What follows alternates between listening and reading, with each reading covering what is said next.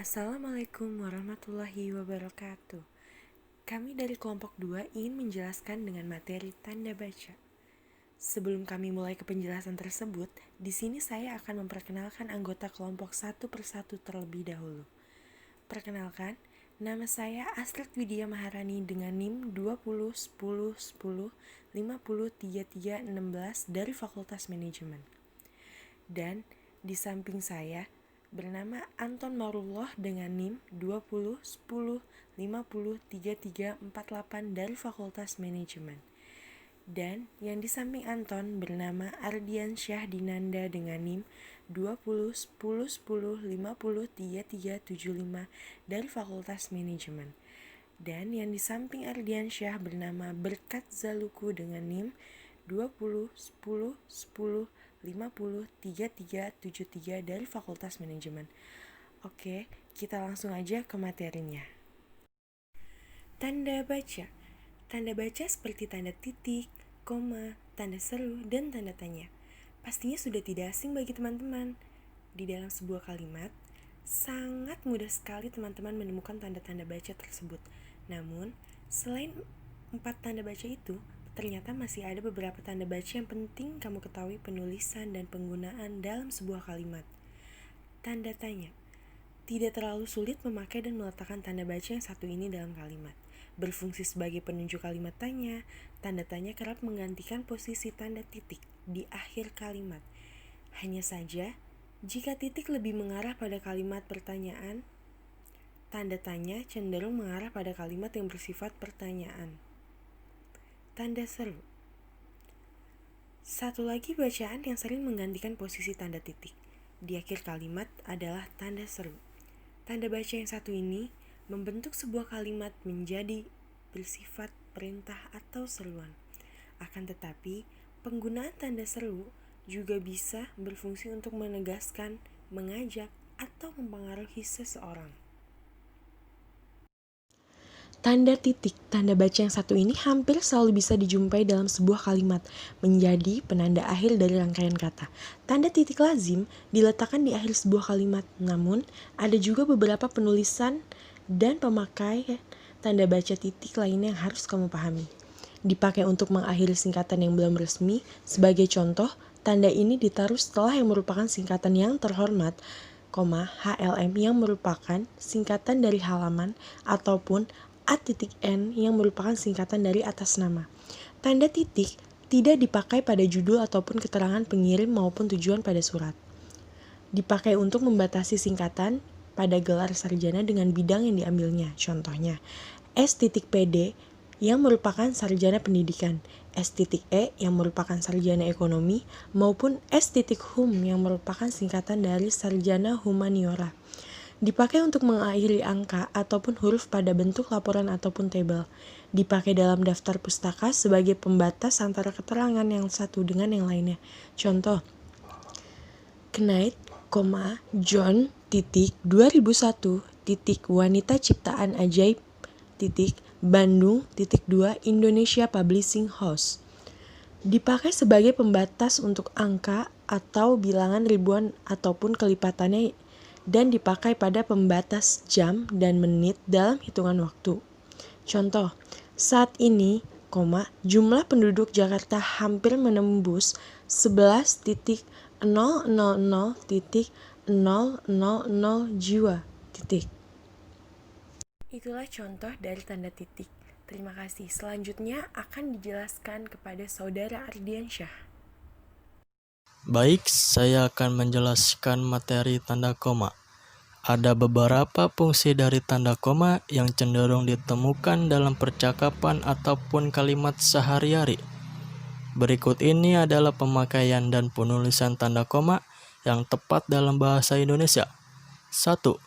Menjadi pemerincian dalam sebuah kalimat yang memiliki subjek, objek, maupun keterangan yang lebih dari 2.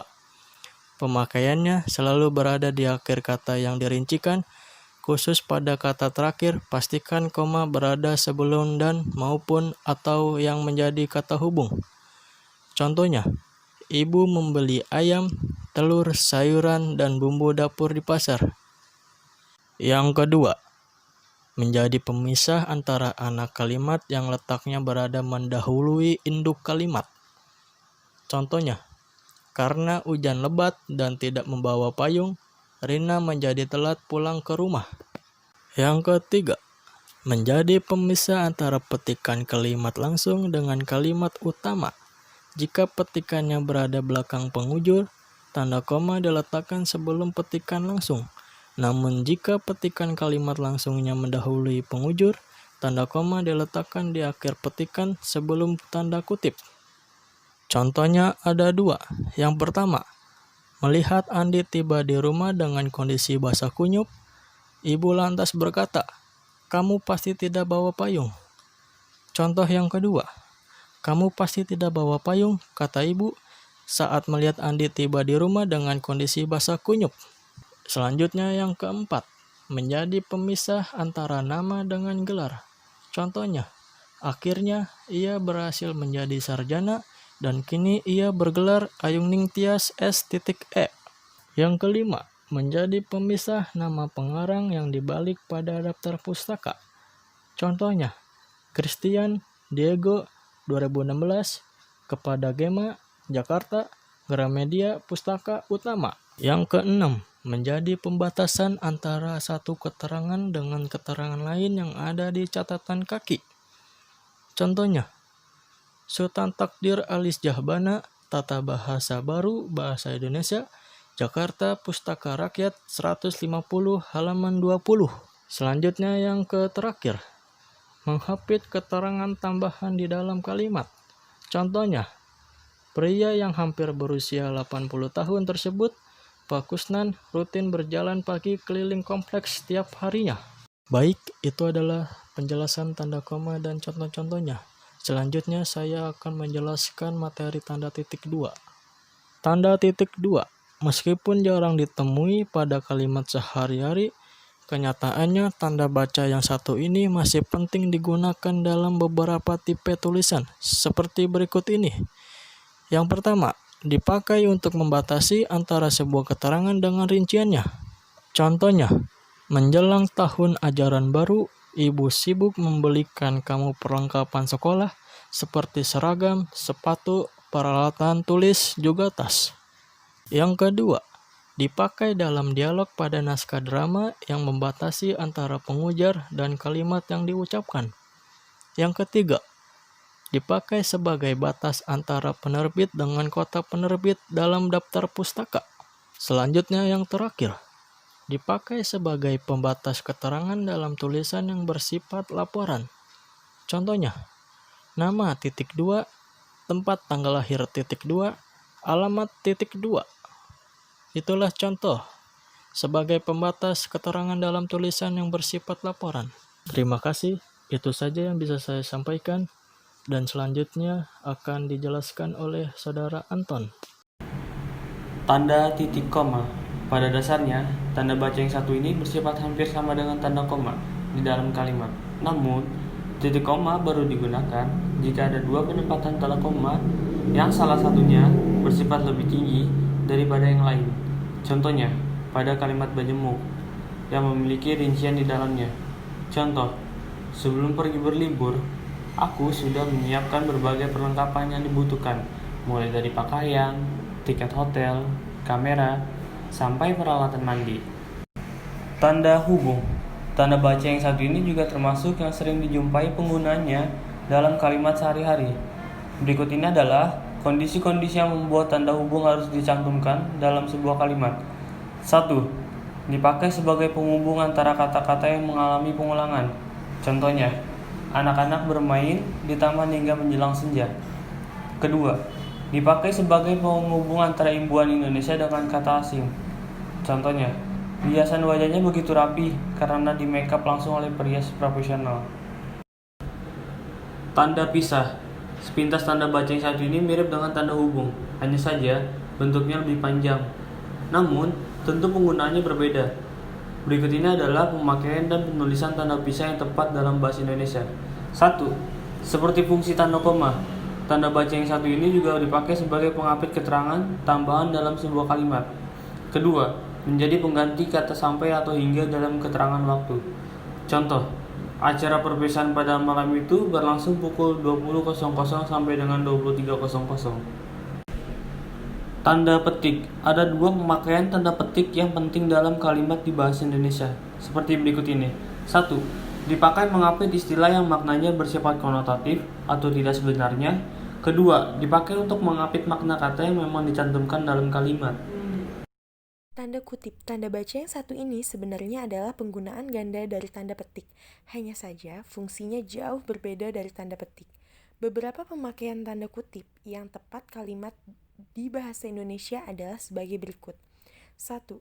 Dipakai untuk mengapit judul rubrik, judul makalah, bab buku, atau judul karangan lain yang belum diterbitkan. Contoh, skripsinya berjudul tanda kutip, analisis perbandingan dongeng-dongeng Nusantara dengan cerita rakyat dari negara lain, tanda kutip titik. 2. Dipakai sebagai pengapit kalimat langsung. Contoh, Pak RT menyampaikan, tanda koma, tanda kutip, mulai bulan depan, tanda koma, besar iuran kebersihan akan ditingkatkan menjadi 2 kali lipat dari semula, tanda titik, tanda kutip.